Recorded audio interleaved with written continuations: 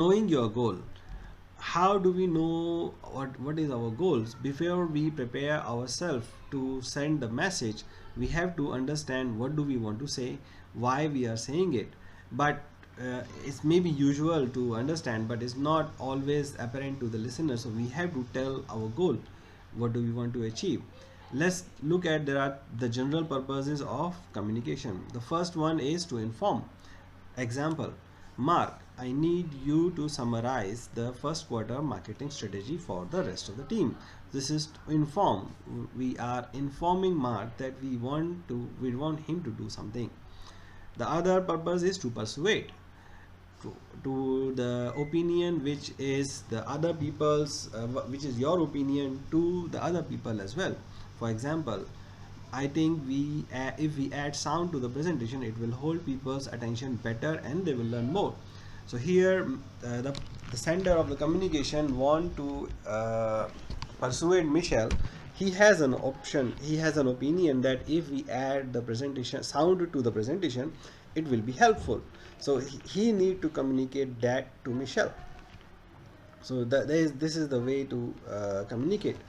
The final one is to inquire, to ask something. So these are the three general rules when we are communicating. Either we are informing something, or we are persuading the somebody else to do something for us, or we are just inquiring the status, or we are asking for more information. So that is normally the goal of communication. Then when we are knowing our goal, we have to picture the outcome as well. What is the outcome of what we want to say, so that we can draft our message in the similar way. So we need to communicate keeping in mind the outcome that we want to achieve by this communication. So in the communication, what kind of reaction we want from other person? Do we want them to accept? Do we want them to respond? Do we want them to do something for us? So what kind of things that we want from the other person? What do you want them to remember? We want them to remember the words, we want to remember them the context, we want them to remember some particular message. So that is a very important aspect to learn what kind of outcome we want, and what do you want them to do as a result of your communication.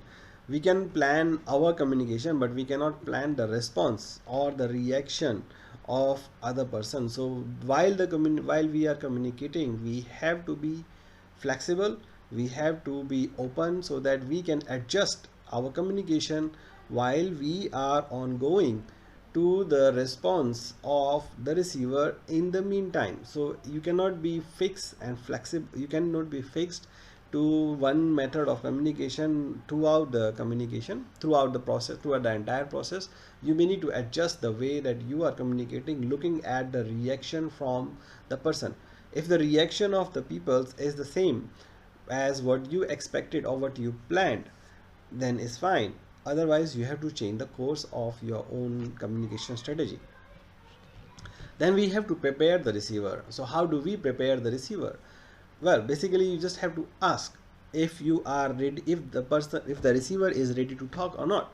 Sometimes as a boss, we just ask the people to join the meeting or to come and update the response to us, but we don't ask them are they ready to update, or they are ready to get the feedback or not. So we have to ask if the person is ready.